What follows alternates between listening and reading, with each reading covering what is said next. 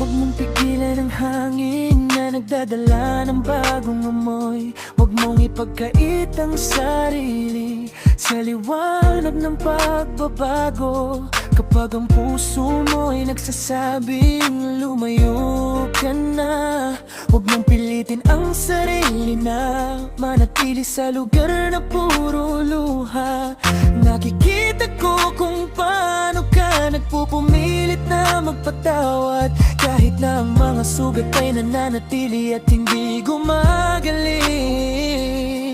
Iniisip mo na kung bibigyan mo pa ng pagkakataon, baka muling bumalik ang saya at ang dating pag-ibig. Ngunit tingnan mo ang katotohanang nasa harap mo, ang mga taong hindi marunong pahalagahan ng iyong presensya. Sila'y dumarating lamang kapag may kailangan sila, at umaalis kapag ang iyong pagmamahal ay naibigay na ng buhay. Hayaan mo silang maghabol sa iyo, hayaan mong maramdaman nila kung ano ang nawawala. Ipakita mo sa kanila na hindi ka naghihintay sa kanila.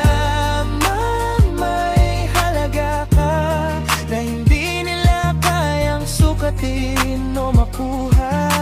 Ang taong tunay na nagmamahal ay hindi maghihintay, hindi siya maghahanap ng dahilan upang lumayo. Kung ang puso mo ay naging tahanan ng sakit at pagpaalinlangan, huwag mong ipilit na manatili, hayaan mo silang hanapin ng iba. Sila'y maghahabol kapag naramdaman nilang nawawala ka, kapag nakita nilang may iba nang nagbibigay ng atensyon sa'yo.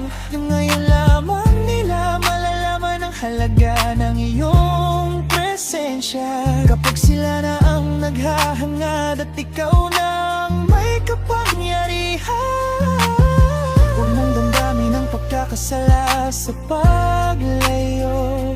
Hindi mo kasalanan na hindi nila napahalagahan ang pagmamahal mo.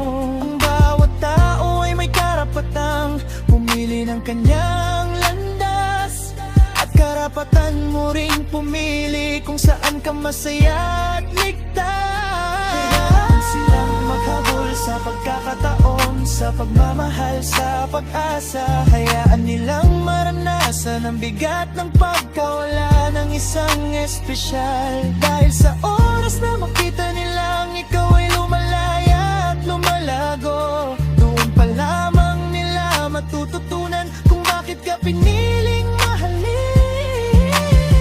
Hindi mo kailangang magpaliwanag o magpumilit pa, ang mga salita ay hindi sapat upang baguhin ang kanilang isipan. Ang tanging paraan upang makita nila ang katotohanan ay ang makita kang lumalayo at nagiging mas malakas pa. Kaya tutuloy mo iyong paglalakbay nang may matibay na hakbang. Huwag kang lilingon sa mga taong nagdulot lamang ng pagdurusa. Hayaan mo silang maghabol sa'yo, dahil ang taong nararapat sa iyo ay hindi na maghahabol pa. Sila'y mananatili sa tabi mo, kasama ka sa bawat araw. Hindi na kailangang magtungo ka sa malayo pang makita ka. Ang lalang pagmamahal ay hindi hinihingi o hinahanap. Ito ay nariyan na dahil ikaw ay mahalaga sa kanila.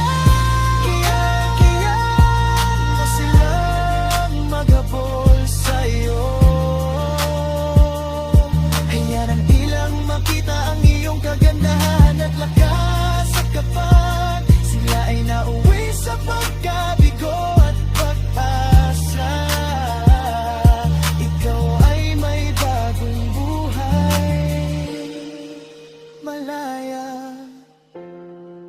masaya at puno ng pag-asa.